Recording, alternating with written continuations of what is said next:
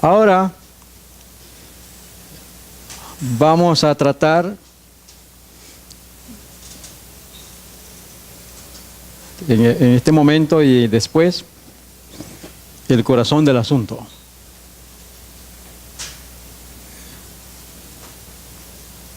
¿Ok? Hemos estado hablando del santuario. Hemos estado hablando de los eventos finales del santuario. Pero hay algo en el santuario también. Obviamente que el centro del santuario es Cristo Jesús, ¿cierto? Pero también el centro del santuario, después de Jesús, es el problema. ¿Y cuál es el problema? Romanos 12:1 nos dice la Escritura: así que, hermanos, os ruego por las misericordias de Dios que presentéis vuestros cuerpos en sacrificio moribundo, vivo, santo, agradable a Dios, que es vuestro culto racional. Pablo escribiendo ahí. ¿Sí o no?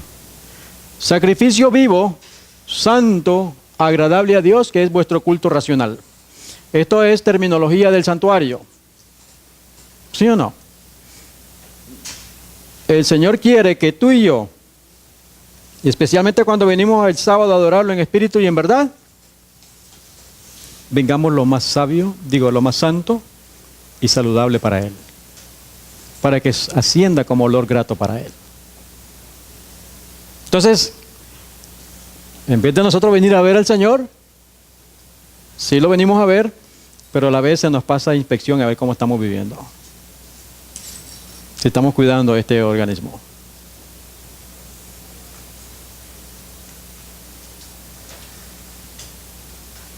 Interesante.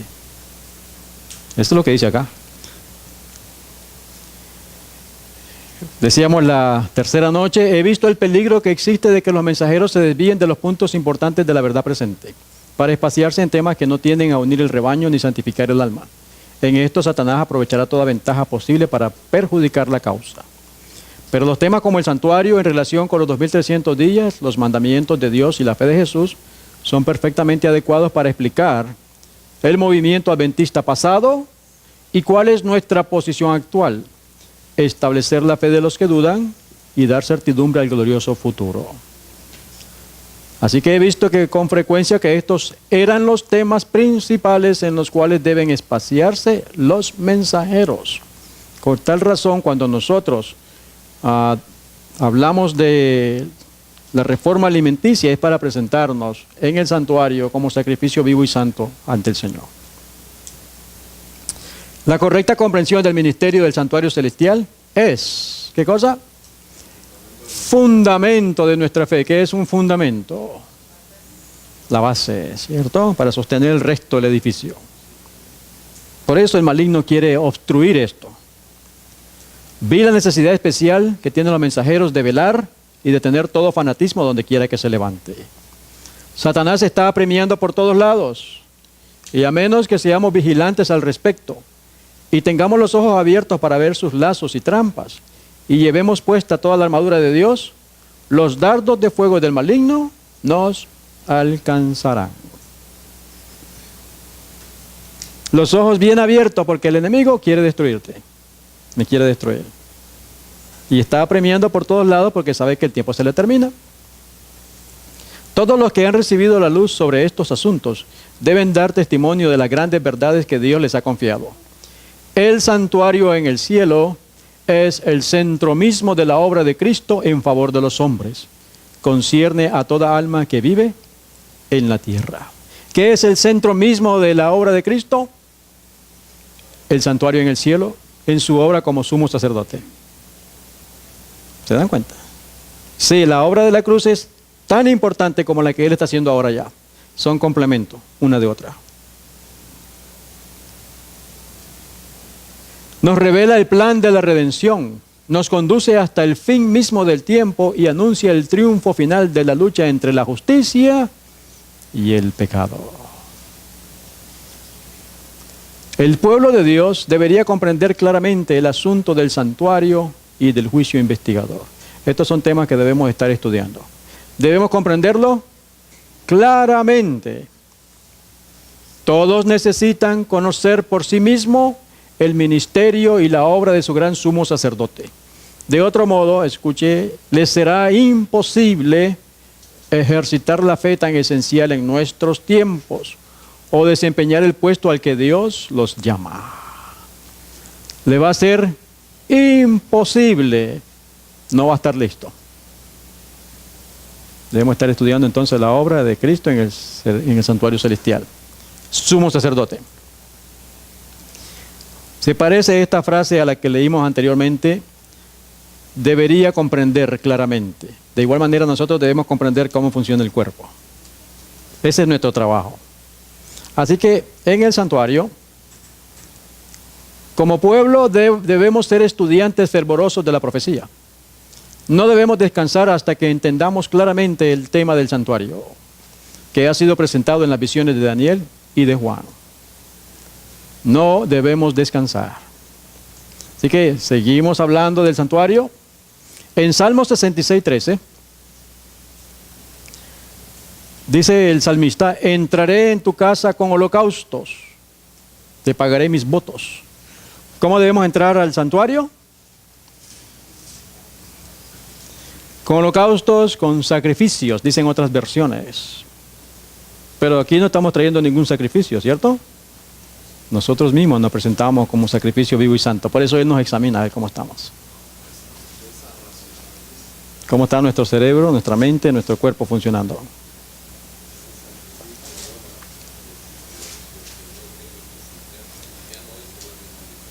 Somos nosotros mismos.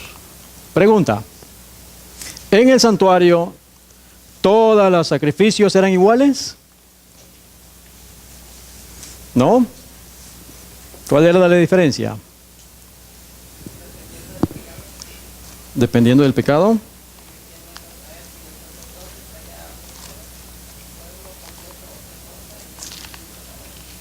Muy bien.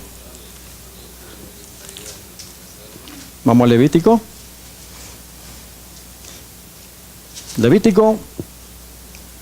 Se nos dice que debemos de estudiar el libro de Levítico porque hay muchas lecciones para nosotros hoy día. Si vemos los subtítulos que le han puesto, habían holocaustos, habían ofrendas de harina, habrían ofrendas de paz, habían ofrendas por el pecado. Y sí, había también, a veces sacrificaban corderos, la vaca, palominos, etcétera, ¿cierto? Nos dice que hemos de familiarizarnos con la ley levítica en todos sus aspectos, pues contiene reglas que deben ser obedecidas.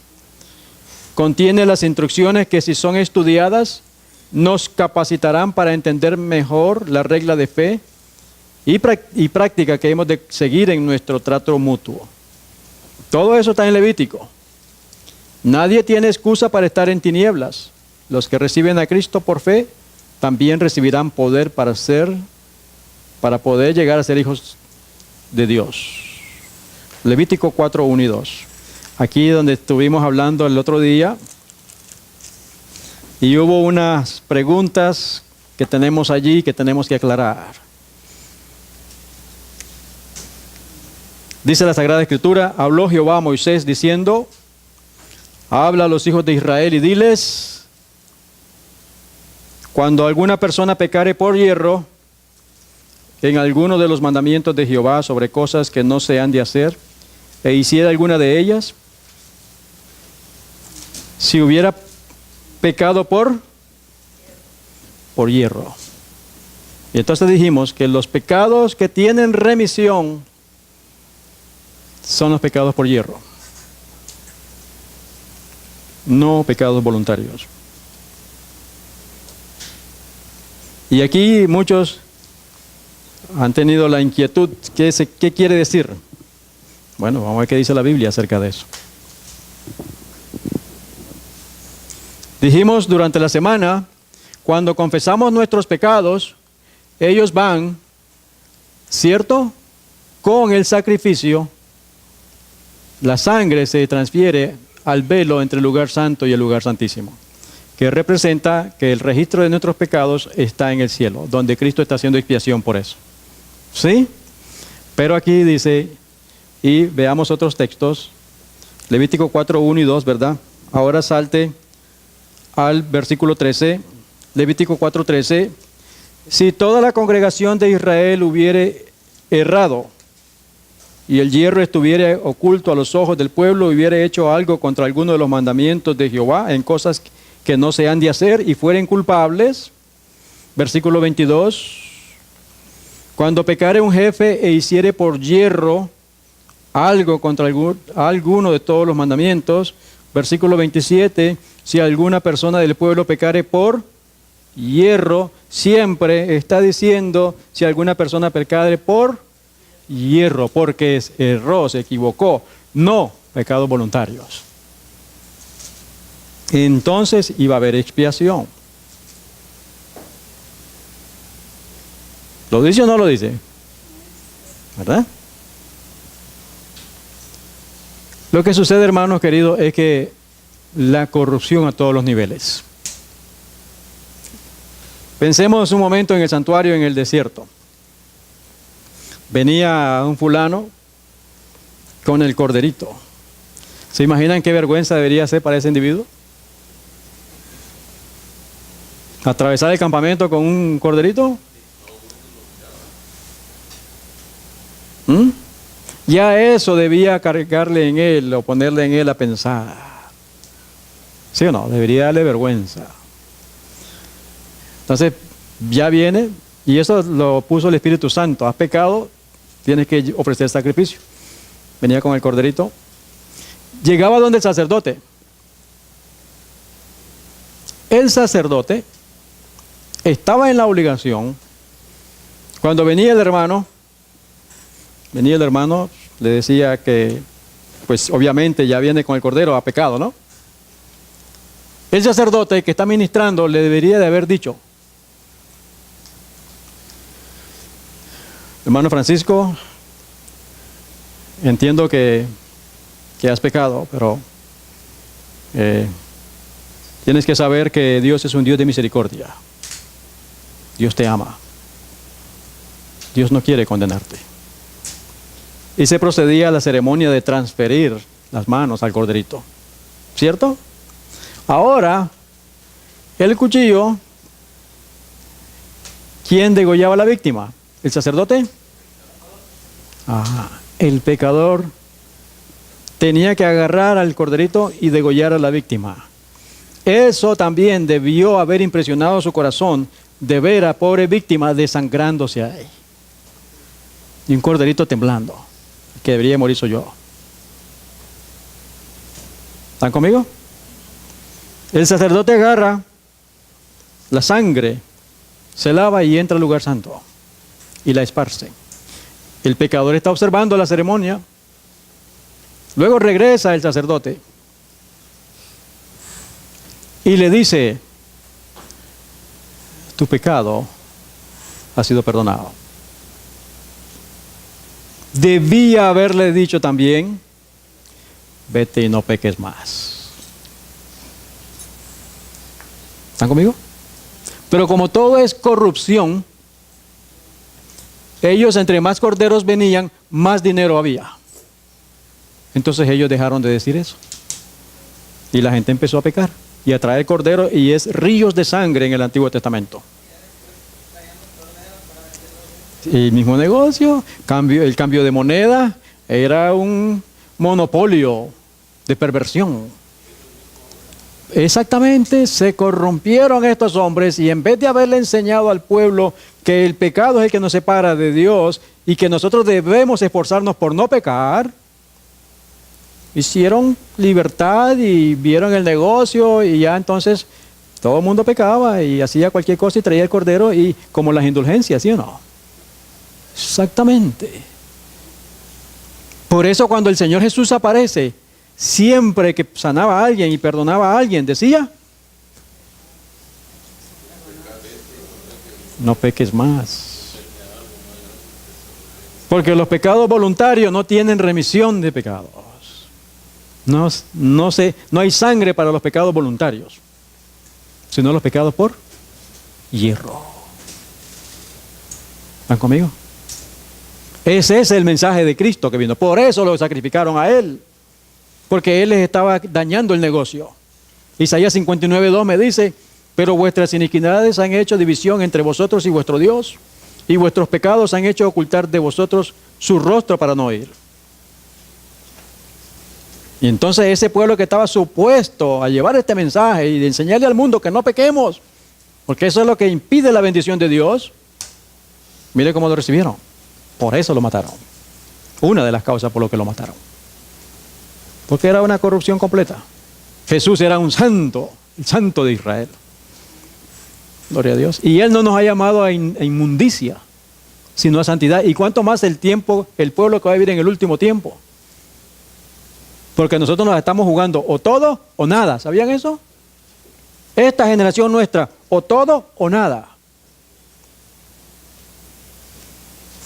Note la cita que viene ahora. Conflicto de los siglos. Nuestro Salvador enseñó que no se debe recibir en la iglesia a los que pecan voluntariamente.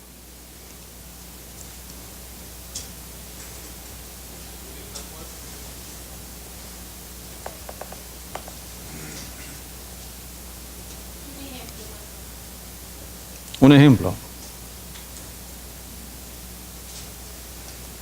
La otra vez pusimos el ejemplo de cuando una persona está en fornicación o adulterio. ¿Sí? La persona sabe que está, si es soltero, que debe, porque Dios no cambia. ¿Sí o no? Mantenerse virgen, el hombre y la mujer. Pero esto es locura hablarlo hoy. ¿Sí o no? Pero entonces ellos están de novios, pero pasan de novios, se calientan y cometen el acto. Hubo tiempo que el Espíritu de Dios le estaba diciendo no, porque el Espíritu Santo le estaba diciendo no cometerás fornicación. Una relación ilícita entre dos jóvenes fuera de matrimonio es fornicación.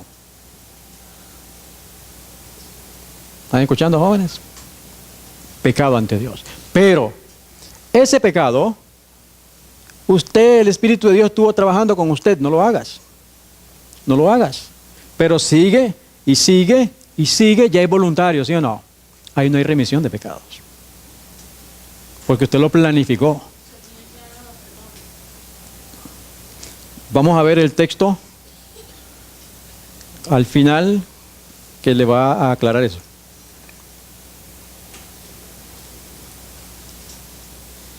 Pecado por hierro. Alguien, todos nosotros que venimos de la Iglesia Católica, la mayoría, fuimos adúlteros, fornicarios, drogadictos, de todo, ¿verdad? Fueron pecados por hierro. No sabíamos. Esos pecados por hierro, Cristo Jesús intercede. Pero una vez que yo ya acepto a mi Señor, me bautizo, Él me llama a santidad. Yo no debo volver a la vida antigua. ¿Se da cuenta? Esos pecados que son voluntarios, porque usted ya sabe, no hay remisión. Porque Cristo fue sacrificado una sola vez. Y para siempre. De lo contrario, si seguimos pecando, pisoteando la sangre del Cordero. Esto no es sermón, podemos participar, porque necesitamos aclarar las cosas, ¿sí o no?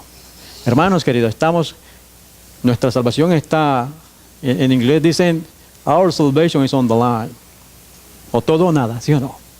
Nos han engañado, porque hoy el pecado se cubre con manto, no te preocupes, Dios es un Dios de misericordia, ¿sí o no? La Escritura dice que ningún ladrón entrará en el reino de los cielos. ¿Verdad? ¿Verdad? Ya yo me he convertido. La Biblia me dice en Malaquías 3, trae los diezmos al alfolí.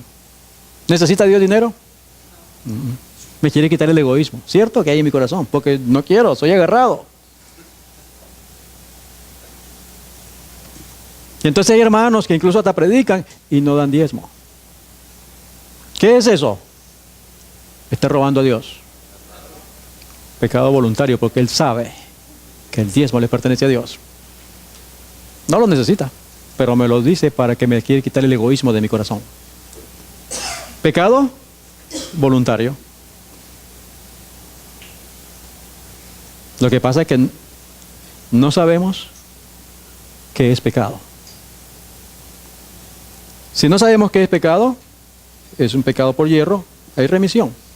Pero ya una vez que viene la luz a ti, Dios exige, porque solamente seres santos vivirán en la presencia del Dios santo. ¿Sí o no? Y aquí en esta tierra yo tengo que ser santo. Entonces durante la semana estamos pecando. Y el mismo pecado de ayer y de antier y del día anterior. No. Son los pecados por hierro. Los adúlteros cometen el pecado de un día para otro. Tiene tiempo de conocer a la persona, va la confianza, pero sabe que tiene a la esposa, ¿cierto? Y ya empieza a trabajar, un abrazo, y más intimidad, más proximidad. Y el Espíritu Santo en todo ese proceso te está diciendo, no cometerás adulterio. Pero entonces la persona sabe y se retuerce, no puede dormir en la cama, y que no sé qué es lo que me pasa. Pero es el pecado que la tentación te está trayendo Satanás. ¿Sí? Entonces pasa un proceso. Durante todo ese proceso el Espíritu de Dios te estaba diciendo, no, no, no. Llega él, lo comete. ¿Pecado voluntario, sí o no? ¿Hay remisión después que conoció al Señor? No. ¿Están conmigo? ¿Está claro esto? Esto es serio, hermanos. De igual manera como el Sanedrín pervertió esto y no le enseñó al pueblo, hoy no nos están enseñando esto. Nosotros estamos llamados a vivir en santidad.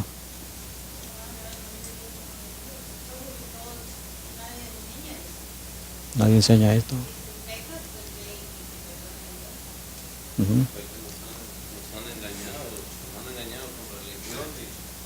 Un sistema falso. Sí, más que nada, los únicos culpables aquí somos nosotros, porque no hemos indagado, no hemos hecho nuestro propio trabajo, nuestro corresponde, porque así nos daríamos cuenta, si escudriñáramos, nos daríamos cuenta lo que el Señor, porque el Señor tiene algo para decirnos a cada uno de nosotros cada día. Siempre quiere enseñarnos. Sí, quiere enseñarnos y entonces sabríamos nosotros que lo que estamos haciendo está mal.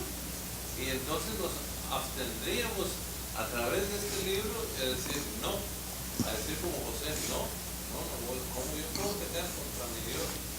Haríamos eso. ¿Ves ese ejemplo de José? Yeah. O sea, pero La mujer estaba todos los días, acuéstate conmigo, acuéstate conmigo. ¿Y qué decía él? ¿Cómo voy a hacer este pecado? Contra Dios. Porque todos nuestros pecados ofenden en primer lugar a Dios. Y después nos herimos nosotros. ¿Se dan cuenta? y ella estaba insistiendo cada día y no era porque es mujer. Mm. O sea, la Biblia dice que era un hombre hermoso también él. Y la mujer de Potifar no era una mujer fea. Pero en cambio, él a través de la enseñanza que me dio su padre y de este libro se mantuvo fiel y dijo no, porque él sabía que si lo hacía ya era algo premeditado. Entonces, el trabajo de los ministros es enseñar al pueblo, porque se supone que a esos hombres Dios los llamó. Ellos saben por experiencia propia que el pecado es lo que nos separa de Dios y que Dios ha mostrado misericordia y gracia en ti y en mí. ¿Sí o no? Porque solo cada uno de nosotros sabe de dónde nos llamó, que no merezco la gracia. Pero todos esos pecados que cometí eran por hierro, no lo sabía. Allí en la misericordia de Dios te perdona. Por eso te dice, vete y no peques más. Ahora bien, cuando aceptamos al Señor, gloria a Dios, tenemos que hacerlo público, ¿sí o no? Viene el bautismo. Cuando usted se bautiza, se levanta una nueva criatura. Un bebé espiritual lleno del Espíritu Santo. ¿Al Espíritu Santo le gusta pecar? ¿Verdad que no? Entonces, pero el ideal de Dios es que ya vivamos en santidad completa. Pero como Él es un Dios de misericordia, nos dice 1 Juan 1:9, hijitos míos, esta cosa os escribo para que no pequéis. El plan de Dios es que no pequemos, pero si hubieras pecado por hierro, abogado tenemos. Por hierro, no voluntario. Sí, ahora le dan parejo, pero no es así. No es así. O sea, como que dice, si pecas, no te preocupes, hay un abogado. Siempre sigue pecando. Y otra cosa que están diciendo, el Señor sabe que tú no vas a poder dejar de pecar. Por eso, cuando Él venga, Él te va a perdonar todos tus pecados. Mentira. Porque la sangre del Cordero, la sangre de Jesús es poderosa para perdonarme todos los pecados pasados y para darme poder para vencer el pecado. Lo que pasa es que no sabemos qué es pecado y no sabemos cuál es nuestra parte en eso. No nos enseñan. Este tema es amplio y va a dar para más, pero bueno, vamos a cortarlo a las 11:30, porque hay mucho. Cuando los pioneros se levantan, estudiando la Biblia con oración, noches enteras llorando, el Señor le mostró que en el lugar santísimo, pues el Cristo está limpiando de todo pecado y nosotros en la tierra debemos limpiar nuestra vida de pecado, los seguidores de Jesús. ¿Sí? A tal punto que una de las creencias de los pioneros era que no se aceptaba a nadie en la iglesia a menos que diera evidencia de que estaba convertido. Hoy no, hoy lo que están buscando es números. Vienen personas, escuchan a alguien, lloran un rato, ay, aceptan a Jesús, levantan la mano y ahí mismo lo bautizan. Por eso la iglesia está como está. Pero el Cordero dijo que no se debe recibir en la iglesia a los que pecan voluntariamente. Sigue diciendo que el Señor, sí, en la iglesia no se deben recibir. ¿Qué debemos de hacer? Ir a ellos y trabajar con ellos allá afuera y enseñarles allá afuera, que era lo que Jesús hacía. Nunca echó afuera a un pecador, siempre lo recibía. Ahí estaba Juan el Judas. Todos los pecadores, ¿sí o no? Estaban con él. Él les enseñó, les dio el beneficio, pero no quisieron. Entonces, cuando una persona ya peca voluntariamente, viene y rebaja todas las normas. Y entre más alto esté esa persona, la iglesia está peor. ¿Sí o no? Pone un líder mundano, muchacho, acabó con toda la iglesia. Y si lo pone de distrito, o de conferencia, o de la conferencia general, todo el resto del rebaño, de acuerdo a cómo él piense, baja las normas.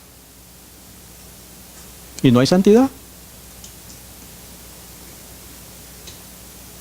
¿Le va quedando claro? Dios no nos llamó a inmundicia. Entonces, si es así, pues Cristo no tenía necesidad de morir. No hubiera necesidad de sacrificar a Jesús. Si hubiera habido alguna manera de excusar el pecado, pues Cristo no hubiera muerto en la cruz. Pero por cuanto no hay excusa para el pecado, y la única solución es la muerte del Cordero, por eso Él nos dice, no pequen más a los hijos de Él, convertidos. Pero esto es a la misma manera de la alimentación, voluntario. Voluntario. El Señor quiere que nos eduquemos. Y usted, cuando está estudiando, el Espíritu de Dios le está enseñando y usted va a comprender. Y usted mismo va a querer buscar la santidad, sin la cual... Y entonces, ¿cómo es que vamos a seguir pecando? Si no ve a Dios, entonces ¿qué está? ¿Está perdido? ¿Sí o no? La longanimidad de Dios hacia Jerusalén no hizo sino confirmar a los judíos en su terca impenitencia. Por el odio y la crueldad que manifestaron hacia los discípulos de Jesús, rechazaron el último ofrecimiento de misericordia. Ellos sacrifican a Jesús y no quieren arrepentirse a pesar de las enseñanzas del Señor Jesús. Y esa persona, aunque sea religiosa, ¿qué convierte? Se convierte en un demonio. Son los fariseos. Note, Dios les retiró entonces su protección y dio rienda suelta a Satanás y a sus ángeles. Y la nación cayó bajo el dominio del caudillo que ella misma se había elegido. Ellos obstinadamente no quieren la misericordia de Dios, quieren seguir pecando porque para ellos Jesús era un fanático y no estaba enseñando la verdad. Entonces los demonios se posesionaron de ellos. Y eso es lo que enseñan ellos ahora. Todavía. Sus hijos menospreciaron la gracia de Cristo que los habría capacitado para subyugar sus malos impulsos y estos los vencieron. Dice la Escritura que, por ejemplo, enojarse es pecado. ¿Enojarse es pecado? Ya, ¿dónde está? Vamos a Efesios capítulo 4, para que lo leamos.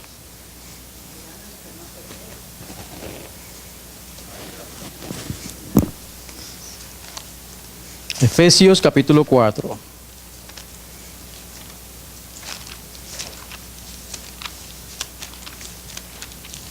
Versículos 26. Airaos, pero no pequéis. No se ponga el sol sobre vuestro enojo, ni deis lugar al diablo. ¿Enojarse es pecado? No. Especialmente si le gusta el picante. Porque si le gusta el picante, cualquier cosa que le dicen, la sangre está lista para explotar. Y se enojó usted en la tentación, ¿sí o no? El problema está, el pecado está en lo que salió de su boca. Porque ya no se controló. La ira lo llevó y sacó. Y el ángel escribió pecado.